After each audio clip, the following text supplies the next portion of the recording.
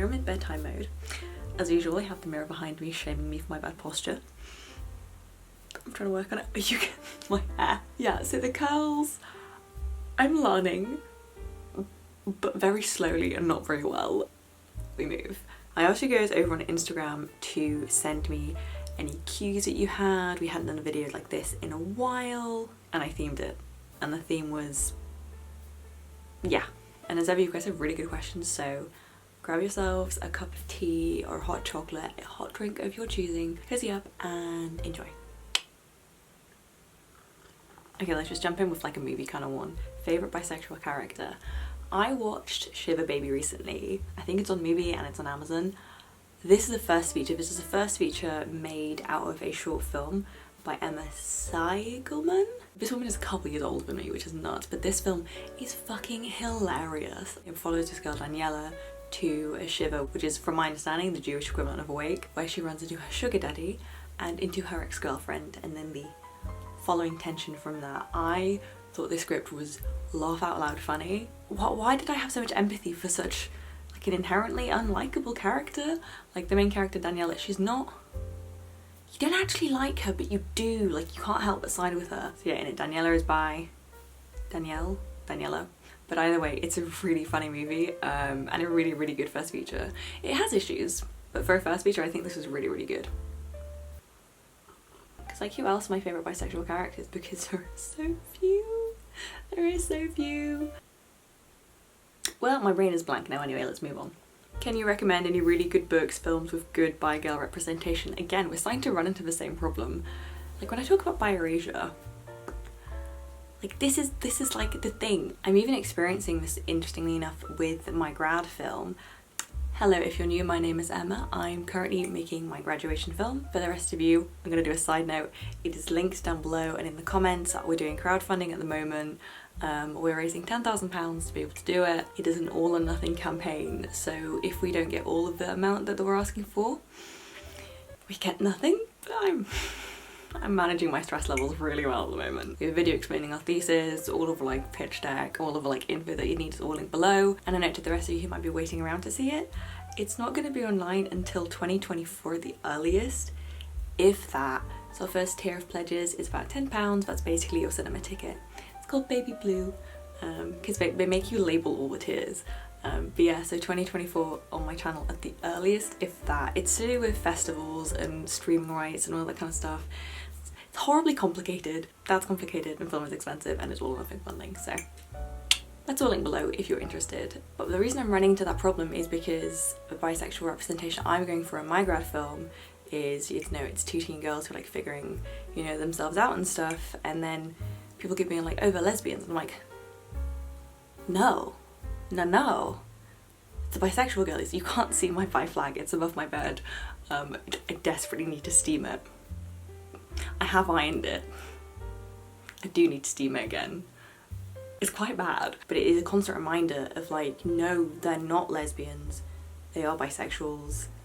And like also then how you like tell the script that as well, especially if this is like their first sort of like manifestation and interaction with like those feelings. So one of the reasons that I'm setting this in the Provence is because like that's been like a big like escapist place for me, in terms of like you feel removed from the society at large that you belong to, so you can kind of understand yourself a bit better. So that's part of why it's set there, but it really is sort of because you have to balance then two relationships, and obviously that third relationship like with yourself, like it's about representing like relationships with men, relationships with women. But then I think what a lot of people get wrong is that like bisexual is like a cultural identity too. That is something that's like slowly been carved out more, but for as long as that doesn't prevail, I guess, in a cultural consciousness, in the way that nowadays we do understand like lesbian culture or like gay culture in reference to men, because we're familiar with these cultures, but really bisexual culture is underrepresented, unrepresented, misrepresented. When it is often represented in the form of cheating, which grinds my gears to no extent, or often represented as like a stepping stone from understanding yourself as straight to understanding yourself as gay, which I mean I have nothing against. I know some people do, but my personal opinion is that, you know, sexuality is fluid, you know, and if you want to be super postmodernist about it, there are no extremes. But that makes carving out like a specific identity that is bisexual quite difficult. But it's interesting seeing it being done now and seeing like how it's changing and stuff. And also exciting then that I can be part of it with my grad film and stuff. But yeah, I'm currently blanking on good bisexual characters in book and film. I apologise. And if any start ringing bells, I'll leave them down in the comments below, and I'm sure you guys will have lots that spring to mind. So do share. Do. Do you believe in labels? Like what kind of labels? Like labels for sexuality or labels for like relationships? That's like when my mind springs when it's labels, right? I like my label of bi. It makes a lot of sense to me and I feel very comfortable with it. And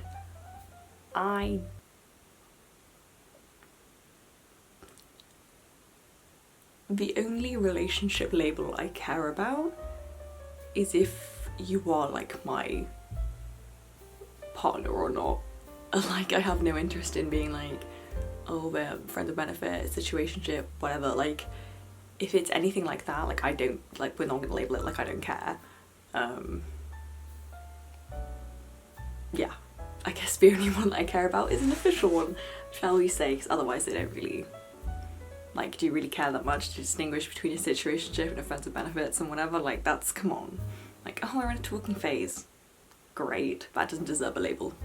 Really, it's love life update. Bold of you guys to assume I have any time today right now. What book do you think everyone should read at least once in their lifetime? It's a very good question. That's a very good question. I only read books once, so technically everything I read is once in a lifetime. Obviously my default would be to say Montaigne, but even I haven't read all of Montaigne's essays, so that would be disingenuous to say. I think everybody should watch Godot at least once. Orlando. Wolf's Orlando. It's magnificent. I owe you guys an updated favourite books because that is a magnificent novel. It is genuinely incredible, and those of you who have not read it yet, I envy you because you get to experience it for the first time. It is not for everybody, absolutely not, but I feel like anything worth reading will not be to please the majority. But Orlando is a book that I am cross. It took me so long to find because people always talk about Woolf's Mrs. Dalloway or To the Lighthouse, or Ruby Warren Zone is really good as an essay, but I do think regarding her works, Orlando is criminally underrated when it comes to Woolf. But yeah. Also, that book is just so gay on so many levels. Queer, rather, I should rephrase. Ooh, yes, update on my coil. I will admit I have been avoiding this. I do want to do an update. The only problem is that my coil is linked to my skin. I have a little bit of concealer on because I just I can't bring myself to be on camera really without anything on because it still sucks. The skin update now is that, as you can see, it is doing a heck of a lot better. I've also started taking Roaccutane, or in the States it's just called Accutane. My dermatologist and I think that my acne is connected to my coil, but the only other long-acting form of birth control would be the implant, and that has the same hormones as the coil, so that wouldn't do anything for me, and I don't really want to go back on the pill, so she's put me on Roaccutane to see if that clears anything up, and then if this course of Roaccutane fails, then I will have to go back on the combined pill, which worked really well for me. My skin was quite good on it. It just kind of sucks, but that's the main reason that I haven't done a full update yet, because I kind of want to run through this course of treatment first, because it might cause me to have to change my birth control, and if it comes to the point where I have to change it, then I will, you know, update you on everything is like why that has happened and all of that. But aside from my skin sucking, which could also have nothing to do with my coil, that's the other thing, like I don't want to take out and then nothing change, because that would suck, because it does hurt like a bitch to get it put in. Aside from my skin, I really don't want to take it out because I love it so much. That's like the problem with this, is it might have messed with my face, but it also might not.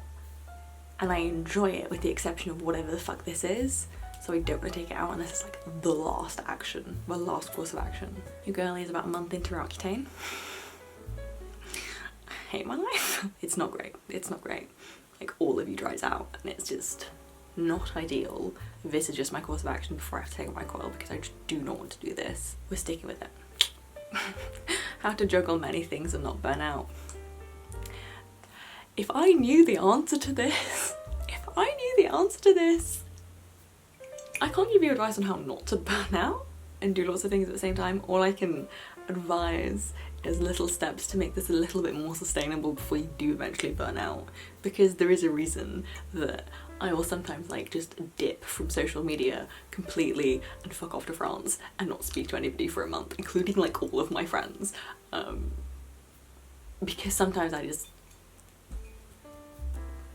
need time out. I just need time out, and I think we all do. What I've tried to do more now is intentionally carve out time for myself, and not just that, intentionally carve out time for other people, but in the context of doing something more selfless. Essentially like volunteer, but basically, yeah, that volunteering. I've been volunteering for a little while now, specifically helping kids like catch up with their reading and stuff. The kids I volunteer with are like 8. You know, when you're, you know, spending your time with other people, but like not like a social agenda, like volunteering your time, I just think it is good for your soul, because you can't really think about other things, and I think that for me at least has helped a lot. The place I go is near a really nice park, so that as well. It's very calming. I'll go with the cliche ones. Spend time in nature, meditate, make sure you take time for sport, make sure you take time to wank. Jokes aside, well, that wasn't really a joke though, was it? But my main point is really be intentional with the time that you take for yourself, and also try and enjoy it. Like, if you don't want to read that chapter, don't read it. If you don't want to go on that run, don't go on that run. Like, you don't have to force yourself to do things that you don't actually like doing just because you feel like you're supposed to do it, and it's part of this whole like, yeah, almost like that girl culture of eating incredibly the entire time and working out constantly. And look, if you're gonna feel better because you want to eat a piece, like, just do it. I think we have glorified this like suffer now, gain more from it later kind of thing, and if you're worried about burning out, then you're never gonna get those rewards because you're just spent. So it's not necessarily about doing these things every single day. It's about trying to do things like a couple times a week. Like, try not to meditate every single day. You don't necessarily need to. If doing that is more exhausting than like the benefit you get from it, don't do that. Do it a couple times a week. Like, don't be really hard on yourself to finish that book in XYZ days. Don't worry about it too much. Don't worry about it. Focus on the things that are much more important, but then also make sure you set boundaries for yourself. Set boundaries. Take it from somebody who's not very good at doing that with like especially work. Set your boundaries. You deserve to. Oh, current crushes. Mary Styles. Coachella, Weekends 1 and Weekends 2, and the League songs. He played Medicine for Coachella though, right? This meme. It's this meme. This is how I feel. Just saying. You guys know what I've organised my grad film around my Harry Styles concert tickets. Everyone I've told has been like, yeah, that checks out. How to explore my sexuality while in a monogamous straight relationship. Porn. I'm joking. Am I joking? This kind of goes back to what I was saying before, right? You know, sexuality isn't just it's not just an attraction. And also, like, action doesn't necessarily equal attraction. Like, you don't have to act on it to validate it. Just because you feel that attraction, like, that is completely valid. But really, I guess the cultural side of it, like, engage in films, engage in literature, engage in the texts about the culture and the identity that you feel that you do belong to. Make friends with the same sexuality as you, all of that kind of stuff. You don't necessarily have to act on any of your feelings, especially if you're in a happy, committed relationship. So I guess what I can really say is engage in the cultural side of it, because that's something that I did neglect for a long time while being in monogamous hetero relationships, was that bisexuality is also like, it's a cultural identity. And I felt because I was then in a straight relationship that I had to like, suppress isn't the right word, but I guess that is what I did. I don't think I actively suppressed it, but I definitely didn't engage more in it or seek more out or try and understand it more or engage in the culture that was still relevant to me, because I felt like I shouldn't, because, you know, looking into then that like the sapphic side of myself would be some sort of betrayal, which doesn't like why is it any more than if you engage in any kind of things with a straight culture, which is most of culture because it's the default settings. Like how is watching a film about a bisexual couple or a sapphic couple, lesbian couple worse than if I watch one about a straight couple, even though I am both watching films about relationships that I'm not in? Like it's same but different. So yeah, engage in the culture. Favourite self-care activity? Like what do you think I'm gonna say? How do you know if you're bi? Well, the standard definition is attraction to different genders, but I saw this TikTok recently that genuinely has like shifted my like this whole joke of especially bisexuals being like, oh well, everyone's a little bit gay, and someone stitched up being like, of course you would say that, that is literally your perception of reality. And I cannot stop thinking about it.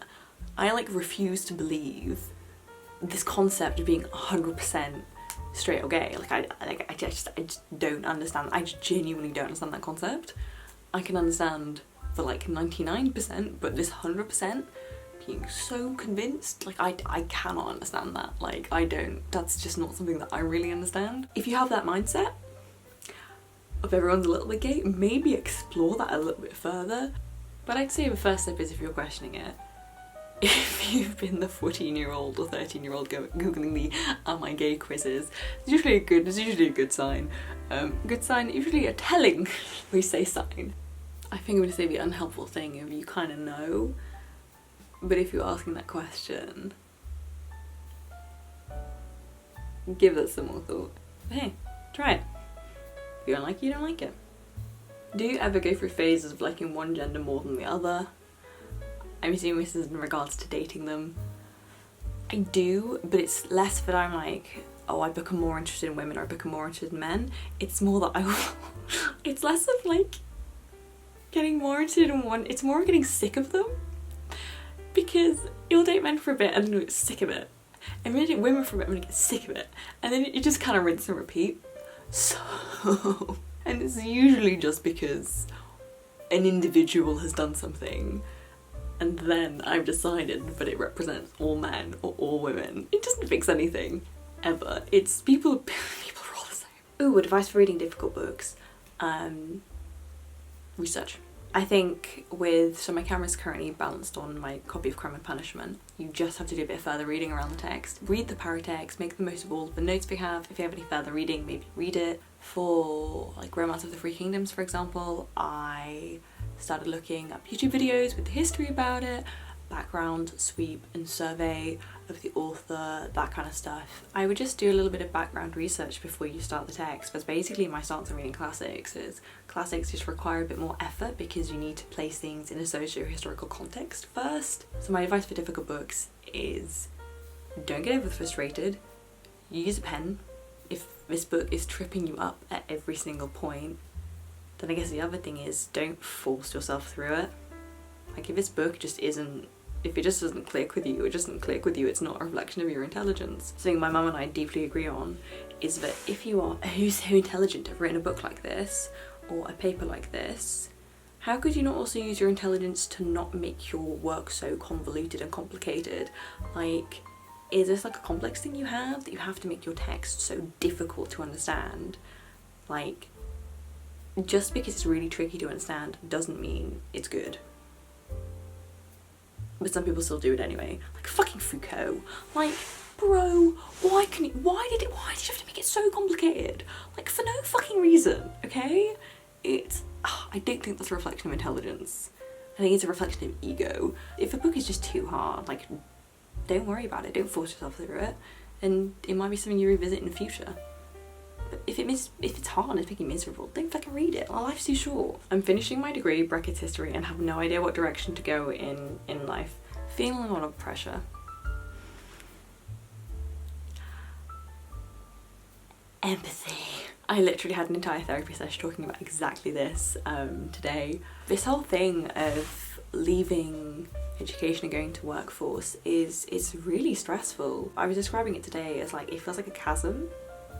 Like you're stood on the edge of a cliff and you can see the other edge, but there is this massive chasm in between, like you now and you in the future, you then, because you know you'll get there, but you just have to figure out how the fuck you're supposed to do that. And it's very intimidating and it's just a lot. And like, it doesn't matter what background you're coming from. I've seen friends of mine who've done English degrees, friends of mine who have done arts degrees, friends of mine who have done, you know, engineering degrees and shit like that. Like, it does not matter what background you are coming from in terms of education. There is just this gap between finishing your degree and getting your first job that is terrifying and it's very daunting. What I can just say is like, you're not the only person, but also you don't have to have your life completely figured out. The decision you make now doesn't necessarily dictate the rest of your life, and I think we're very much told that. The helpful thing I can say is don't worry too much. You're also allowed to make mistakes. Like, if you find something that you like but you figure out later on that it's maybe not for you, that's okay. Take time to figure yourself out. Like, you don't have to figure everything out now. I sure as hell have not figured out all of my shit now. Fuck no. Like, you don't need to put that pressure on yourself. Emma. How do you stop seeking male validation? Brackets, compulsory heterosexuality things. Man, if I knew. This is such a hard thing. Like, it's so hard. I was reading this really, really good article on Celine Sciamma by The New Yorker. I'll link it down below. The interviewer was talking about this in here, and because a lot of this is reflecting in Sciamma's work. But it's hard, man. You don't really realise you're doing it. Like, you spend so much time with almost this imaginary, like, voyeur, where sometimes, you know, you do things with the idea that you're being watched, and the idea that you're being watched by a man, and the validation and gratification you can get from that, even if you don't necessarily want men to be the ones looking at you. I'm obsessed basically with the male and female gaze. I find it a fascinating concept. But yeah, just kind of the idea that you sometimes yourself get off on knowing that if a man was watching you, that he'd really enjoy it. Like, weird. It's once you start noticing yourself doing it, you can't stop, and you realise how often you do it. It is bizarre, but this is also something that it's perpetuated through cinema. That's why it's another reason that I find it so interesting, is so much of how we view women comes from TV, because how we literally view women comes from TV, comes from film, and the vast majority of the film industry, TV, is done by men. You know, it is fucking written by them, produced by them, directed by them, DOP'd by them, a fucking cameled by them. The literal male gaze is by men. So much. Basically all of it. Basically all of it. So we are basically conditioned as women to see ourselves the way men see us. That's fucking wild. Like, it's insane. So like, you to an extent don't even know how we see ourselves, because we're not shown often enough how we see ourselves. I just want to add how we view women both platonically and sexually. One of the reasons that I am so interested in the female gaze, especially in Sciamma's interpretation of the female gaze, is because it is also a gaze that is on attraction. It is attraction of women to other women. How we see women both platonically or familially or sexually, like, that is not seen enough through a female lens. Most of the time we view women in pop culture, media, anything, it is with a man behind the camera. And the really interesting things I'm seeing being discussed online now, for example, about how male dating app profiles are done under the male gaze, they do not appeal to women. This is because men have not been taught how women find other people, whether male or female, men or women, how we find them attractive. Apparently nobody bloody knows, because nobody's definitely been shown it, so other things.